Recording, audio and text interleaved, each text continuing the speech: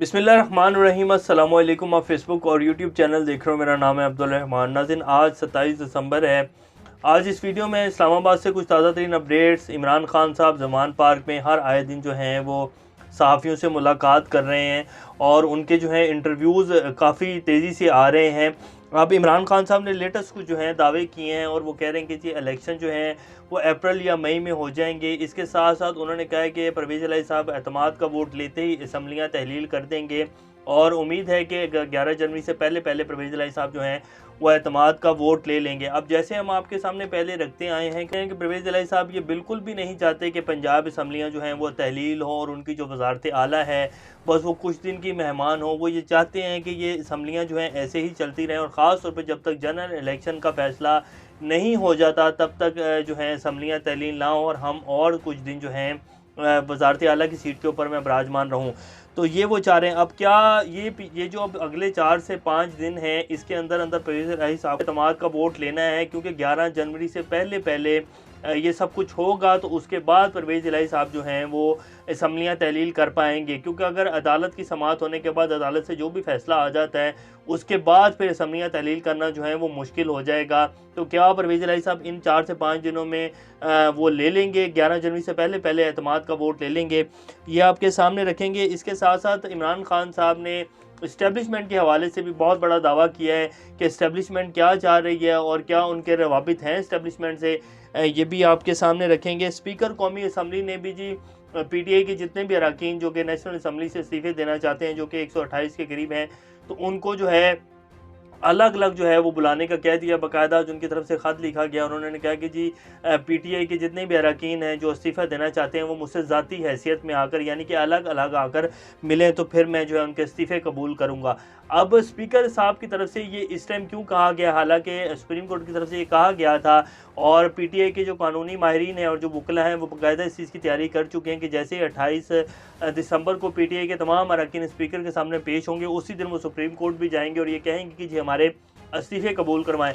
तो इसलिए ये ख़त लिखा गया है कि क्या वाकई पीएमएलएन है और जो हुकूमत है 13 जमातों की ये इनके इस्तीफ़े कबूल करना चाहती है, ये भी आपके सामने रखेंगे। आज़म सवाती साहब के हवाले से भी केस की कुछ तफसीलात हैं जो आपके सामने रखेंगे। आज बाकायदा उन्होंने एक लेटर जो है वो लिखा है और उन्होंने इस्लामाबाद हाई कोर्ट के जो चीफ जस्टिस साहब हैं उनके ऊपर अदम एतमाद का इजहार किया और वो कहते हैं कि जी मुझे इंसाफ नहीं मिल रहा है। और वो लेटर उन्होंने कहाँ भेजा है बाकायदा वो भी आपके सामने रखेंगे।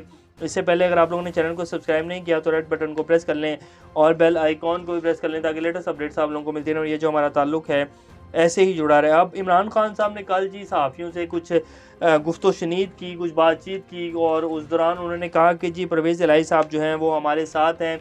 जब उनसे ज़्यादा कुछ सवाल किए गए, कुछ गहराई में जाने की कोशिश की गई तो उन्होंने कहा नहीं बस इससे ज़्यादा मैं इस पर बात नहीं करूँगा और परवेज़ इलाही साहब जो हैं वो हमारे साथ हैं और वो 11 जनवरी से पहले पहले एतमाद का वोट लेंगे और उसके बाद परवेज़ इलाही साहब जो हैं वो असम्बलियाँ तहलील कर देंगे। फिर उनसे ये भी सवाल किया गया क्या जी आप केपीके की असम्बलियाँ तहलील कर देते, तो उन्होंने कहा कि जी वो असम्बलियाँ उन्हीं से मंसूब हैं, अगर पंजाब की असम्बलियाँ तहलील होंगी तो ही केपीके की असम्बलियाँ भी तहलील होंगी और परवेज़ इलाही साहब जो हैं वो हमारे साथ खड़े हैं और हम जो हैं ये एतमाद का वोट देने के बाद असम्बलियाँ तहलील करने जा रहे हैं।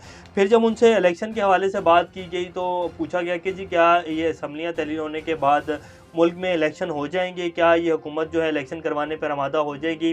तो उन्होंने कहा कि मुल्क की सूरत हाल इस टाइम ऐसी नहीं है कि पंजाब क्योंकि 60% आबादी का जो है वो सूबा है और केपीके जब इन दोनों सूबों में जो है असम्बलियाँ तहलील हो जाएंगी तो ऐसा हो ही नहीं सकता कि मुल्क जनरल इलेक्शन की तरफ ना जाए।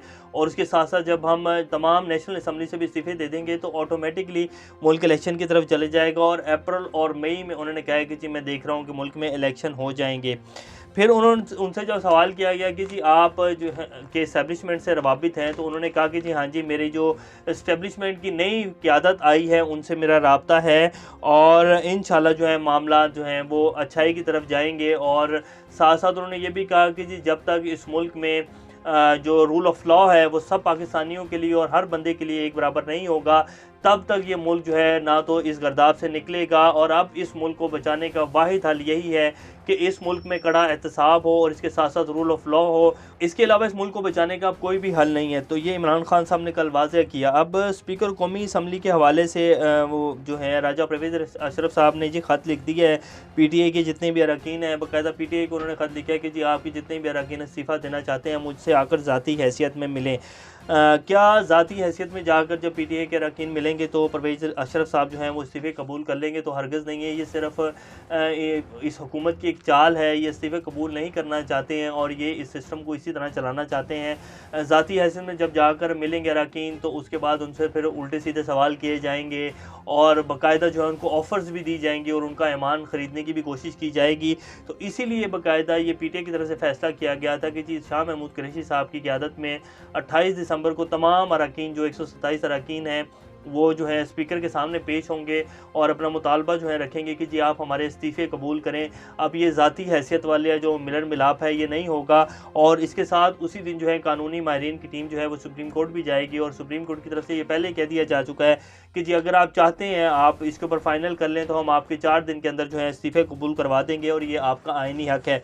अब देखते हैं कि सुप्रीम कोर्ट ने जो बात कही थी वो उसके ऊपर खड़े रहते हैं और सुप्रीम कोर्ट में दोबारा क्या जो कानूनी टीम है जो बाकायदा ये ख़बर कंफर्म है कि जी वो 28 दिसंबर को ही सुप्रीम कोर्ट में जो भी PTI के वकला हज़रात हैं वो पेश होंगे और वो कहेंगे कि जी हमारे इस्तीफ़े जो हैं वो कबूल करवाए जाएँ। क्योंकि स्पीकर साहब जो हैं वो टाल मटोल कर रहे हैं और पिछले 7 माह से हम तो ये कह रहे हैं कि जी हमारे इस्तीफ़े कबूल करें लेकिन कबूल नहीं किए जा रहे हैं।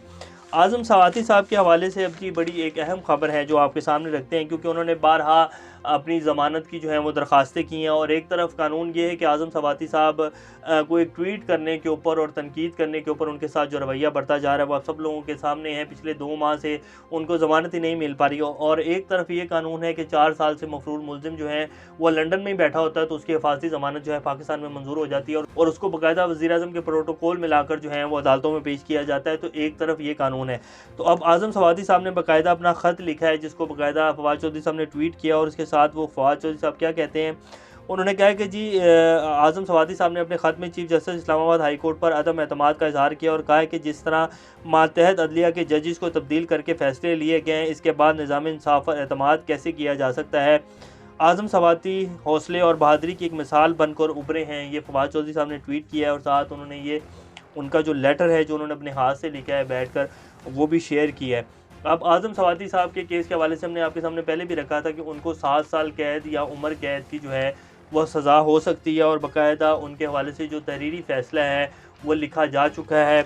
अब देखें क्या बनता है। आज इस्लामाबाद हाई कोर्ट में उनको पेश किया गया था और उसके बाद उन्होंने ये जो है ख़त लिखा है कि जी मुझे इस्लामाबाद के जो हाई कोर्ट के चीफ जस्टिस साहब हैं उनके ऊपर ही अदम एतमाद है और मेरा फ़ैसला जो है ये नहीं हो पा रहा। ये पाकिस्तान में जी कानून की हुक्मरानी है और ये रूल ऑफ लॉ है जो कि कुछ लोगों के लिए तो लंदन में बैठे ही जो है ज़मानतें हो जाती हैं और कुछ लोगों के जिस तरह अब रेफरेंसेस वापस हो रहे हैं जैसे कि हमने आपके सामने पहले वीडियो में रखा कि नवाज शरीफ साहब, जरदारी साहब, गिलानी साहब के तमाम रेफरेंसेस जो हैं वो वापस कर दिए गए हैं और उनको इंसाफ जो है वो मिलने जा रहा है। और एक तरफ जो है कि अगर किसी बंदे ने सिर्फ तनकीद की है तो उसके साथ जो है उसको बाकायदा उम्र कैद की सज़ा और 7 साल कैद और जुर्माने की जो है वो सुनाई जा रही हैं कि जी आपको ये सब कुछ होगा और आपकी ज़मानत नहीं होगी।